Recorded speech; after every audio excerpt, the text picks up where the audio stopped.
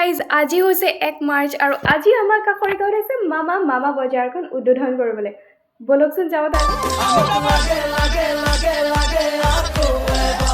BJP সরকার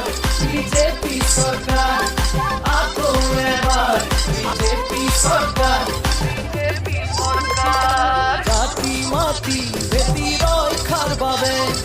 অবৈধভাবে দখল করালে নারী ভবন করার লক্ষ্য রাখি অরুণোদয় দিলে মাহে মাহে পাতে পথে হাতে ঘাতে করি চলে মন